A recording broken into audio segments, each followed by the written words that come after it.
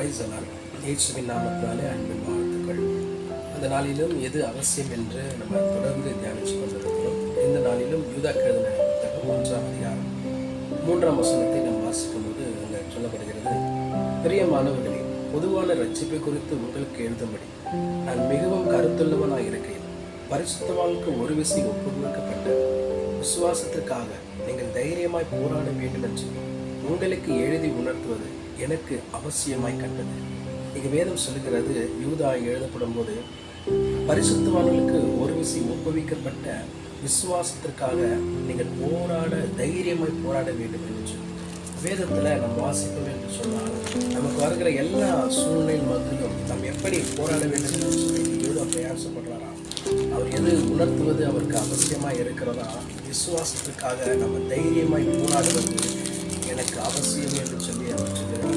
வேதத்தில் நம்ம வாசிப்போம் என்று சொன்னால் 2 சாமுவேல் 10ஆம் அதிகாரம் 12ஆம் வசனத்தில் இஸ்ரவேலின் படைத்தளபதியாக இருக்கிற யோவாப் என்ன பண்ணுறார், தன் சகோதரரை தைரியப்படுத்துறார். கர்த்தர் தன்னுடைய பார்வைக்கு நலமானதை செய்வார் என்று சொன்னார். எங்கள் வேதத்தில் தாவீது தன் குமாரனாகிய சாலமோனை ஒரு கட்டத்தில் அவர் தைரியப்படுத்துறதுக்கு நம்மளால் வாசிக்கணும். 1 புஸ்தகம் 22ஆம் அதிகாரம் 13ஆம் வசனத்தில் நீங்கள் வாசிக்கணும் என்று சொன்னால், சாலமோனை தாவீது தைரியப்படுத்துறதை நம்ம வாசிக்க முடியும். நீ பலம் கொண்டு தைரியமாக இரு அப்படி என்று சொன்னார்.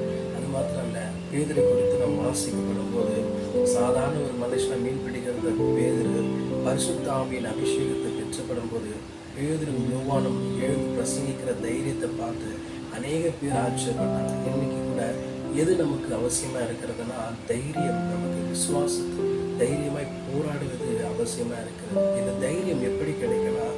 பரிசுத்த ஆவியின் அபிஷேகத்தை பெற்றுக்கொண்டவர்களுக்கு கர்த்தர் தைரியத்தை கொடுக்கிறார்.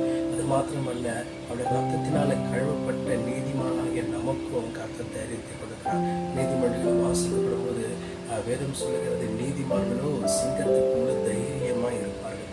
கர்த்தர் நம்மளை நீதிமானாய் அழைத்திருக்கிறார், நம்மளை மகிமைப்படுத்தியிருக்கிறார், நம்மளை தெரிந்தெடுத்திருக்கிறார்.